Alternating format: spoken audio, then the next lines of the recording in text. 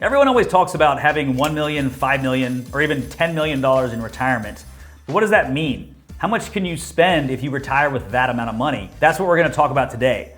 Hi, my name is Grant Ellis. I'm the CEO and founder of Ellis Retirement Services. I've spent the last 20 years plus helping people prepare for and enter retirement. Here's the thing. Your spending power, your ability to live your life and do all the things that you want to do in retirement is not dependent only on the amount of money that you've saved. Think about it. There are many other factors you have to consider. Some of those include your withdrawal strategy, your taxation strategy, how much you spend, which we'll talk about later. So let's start and just give you an idea of what it looks like for each of these marks: 1 million, 5 million, and 10 million. But make sure you stay tuned to the end. I'm gonna give you the number one thing that we talk about with people that determines whether or not their money will last for the rest of their lives and whether or not they'll be able to leave anything for their loved ones. We'll start with the $1 million case. Someone saved $1 million.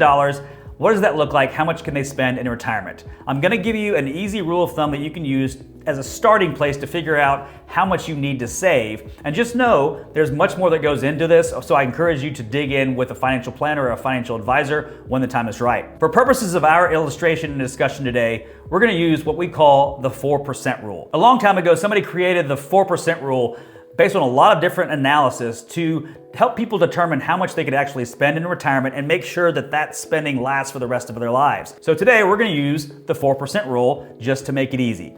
So if you have $1 million in your portfolio, using the 4% rule, you take $1 million and you multiply it by 4%. That gives you $40,000. And as a starting place in retirement, that is what we consider a safe withdrawal rate. Again, there are exclusions to that, and this is not investment advice, but that gives you a safe withdrawal rate based on the amount that you have, and that should last you 30 years, again, all things considered. So $40,000 is what you can pay yourself, and then every single year you are able to inflate that or increase it based on the rate of inflation. So as an example, let's say that you pay yourself $40,000 in year one of retirement, and then that year the inflation is 5%, well then you increase that payment next year by another 5%. And you don't have to pay yourself one time a year, take it as a lump sum. Most people set it up to where they withdraw money once a month or twice a month, just like they did when they were employed, because it feels normal to them and it creates a normal situation for their cash flow. But you can set that up however you want to. At this point, now you have a starting place. If you are on track to save $1 million for retirement, you can pay yourself approximately $40,000 in the first year. And that gives you some things to think about. Is $40,000 enough? Is it too much? Is it too little? If paying yourself $40,000 a year covers your bills and allows you to live the life you want, then that's plenty of money. And that's what we're really trying to do, is to help you analyze your specific scenario to help you plan for your life. There are other factors you have to consider though: lifestyle, income, longevity, risk, planning opportunities. All of these things really matter. For the $1 million person, that allows them to spend $40,000 a year. They also get Social Security, and if you add those two things up based on your lifestyle, how many assets you have, the things that you own, houses, cars, boats, trailers, whatever the case may be, and then also taking away the things that you owe for debt, which are hopefully more minimal once you're in retirement, but you might have a mortgage, you might have a car payment, you might have 2 car payments, you might have a lake house payment, who knows? But you've got to figure out what that is, and if there's a gap there from Social Security being able to cover all of those expenses, then you have to pay yourself. And if you have $1 million in retirement, the starting place is most likely going to be somewhere around $40,000. What that also means is that is how you take into consideration how you're going to handle Social Security, the taxation of it, the income planning of it, and whether or not you have to account for things like increased health care once you get into Medicare and all of those different factors. There's a lot to consider, and you want to make sure that you are accounting for all of those things. It's not simply how much can I pay myself, it's how much can I pay myself and deal with housing and health care, and do we want to travel, and are there any other things that we want to do that are more luxuries for us? You have to plan for those and be realistic about how much you spend, especially in the first few years of retirement, because we find that that's when you're going to spend the most money, and oftentimes it tapers down after that. So for purposes of an example, let's also talk about a $5 million person. You've done well, you've saved, and again, we are not putting this into different buckets of whether this money is Roth, regular, pre-tax, 401k, non-retirement. We're just using very broad strokes here and just considering all assets combined. Let's say that you have saved $5 million, and again, we want to be specific with what you can do. So we're going to use the 4% rule because it's a good place to start, just to give you an idea of what you might be able to pay yourself in retirement. So we take $5 million, we multiply that by 4%, and that equals $200,000 a year. That's the amount that you can start paying yourself your first year of retirement, assuming you go through the planning process and it meets your needs and demographics. This is not investment advice. I know I keep saying that, but it's very, very important because everyone has specific needs and circumstances. But there are some other things to consider, because with higher income comes some other challenges, or at least some considerations that you need to walk through. One of the most important things that you need to be aware of and planning for in retirement is the taxation of everything. When you withdraw money from certain types of accounts, primarily accounts that have not been taxed yet, you are going to owe income tax on that money.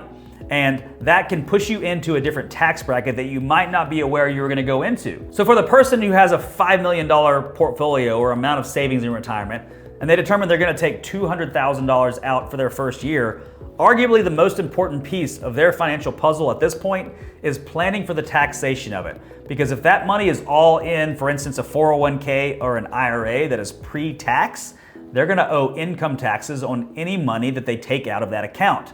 And if you think about that, $200,000 is quite a bit of income, which probably makes you really excited at first. And then all of a sudden you think, wait, I've got to pay taxes on all that money.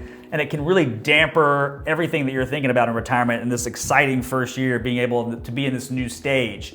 So you want to make sure that you're planning for this well in advance. And this is why financial planning and financial advice is so important. And it's really important to start this early rather than late. It's difficult when somebody comes to us and they say, hey, Grant, guess what? I retired yesterday and I really would love your help planning for retirement. We can do our best, but in an ideal world, we're working with people for years up into that stage so that we can have a very specific scenario set for them and understand how we're going to be minimizing the taxation of these different types of income they're going to be dealing with this big portfolio that they've done a great job of saving over the years. But it also, you need to consider your lifestyle options with that money. $200,000 sounds like a lot, and it is, and it might cover everything that you need and want it to do. But once it's taxed, and then you account for whatever your Social Security strategy is with that type of income, it's possible that your Social Security income could be taxed as well. And I know I keep harping on this, but taxes are often the thing that surprises retirees the most, because they think, I'm not working anymore, I won't have to pay hardly any taxes. And the opposite is sometimes true. Sometimes they've saved so well, but they've saved in certain types of accounts that have not been taxed yet, that when they get into retirement and start paying themselves, their tax bracket skyrockets. And that's a really difficult thing to deal with, both from a financial perspective and mentally and emotionally. So ensure that you're planning for how you're going to handle the taxes, both current year and lifetime tax. And then you want to look at all of the other scenarios. With those kind of assets, you have more planning opportunities in terms of long-term care. How do you want to be taken care of if you do need medical assistance in the future? Whether or not you want to leave any money to relatives, kids, anything like that. You can do some things while you're alive. There are other things that once you pass away, the money can pass to the people that you love. There's a lot of flexibility. If anything, having a higher amount of savings allows you not only to take more money out for yourself, but allows you to do some things for the ones you love and maybe even indulge a little bit. Who knows? Maybe you want to take a cruise, or maybe you want to go on a big European vacation. It's not for me to tell you what to do with your money, but dream big. And if you can put that in the plan and it makes sense and it meets all of the goals, don't be afraid to spend the money. It's yours, you saved it, so have some fun with it. And lastly, I want to talk to you a little bit about the person who has saved $10 million in retirement. First of all, kudos to you, my friend. You've done a good job saving, and that's really, really important. Just like the $5 million saver and even the $1 million saver, there are some things that you need to be considering. There are potentially more opportunities because you've saved more money. And there are also things that you need to be considering, because if you don't, you might not be prepared for how your money's handled in that stage of life. When you've saved that amount of money, let's start again with how much can you spend. Let's use the good old 4% rule as a starting place just so you can figure it out. You've saved $10 million, multiply $10 million by 4%, and that gives you $400,000 a year. That's a pretty good income, and it brings with it increased planning opportunities and increased challenges as well. So let's start with the challenges, and there are many of the same that you're gonna deal with in the $5 million, potentially even the $1 million scenario. You need to make sure that you take all of the different puzzle pieces with taxes, Social Security, healthcare, insurance planning, and estate planning, and make sure that they are optimized as an overall plan for you and exactly what you want to have happen. We often tend to focus on the investment side of things only and forget about all of these other things. And I would argue that when you enter the retirement stage and you start to take money out of these retirement accounts, which is great because you saved it and you want to be able to use it, you forget the planning really changes in the distribution phase. And it shifts from, hey, how do we make sure that things grow appropriately? You have the opportunities for investment growth that we are protecting along the way from the things that can really get you in financial trouble. Those things still exist. But then when you're taking money out, everything shifts. And all of a sudden you have to figure out when is the ideal time for you to sign up and start drawing Social Security. How are you going to handle the taxation of $400,000 in income that happens every single year? That's a pretty big tax bill. That's a pretty high tax bracket. And there are ways to manage it. Just to list a few, you could look at different qualified charitable distributions. You could potentially do Roth conversions. I won't get into the specifics, but there are advanced planning strategies that you might be able to take advantage of depending on your scenario. Again, you'll want to talk to a financial advisor or planner about this specifically, but you want to make sure that you're not leaving these things to chance. And one thing that I'll talk a little bit about is when you've saved this much money, $1 million, $5 million, $10 million, you want to make sure that your estate plan is as specific as it can possibly be. You probably have very certain wishes that you want to have carried out once you pass away. You probably want money to go to your spouse if you're married. You probably want certain amounts of money to go to kids. Potentially you want money to go to charities. There are all kinds of things that you can do, and most people do have those dreams in their head and their heart, and we encourage that.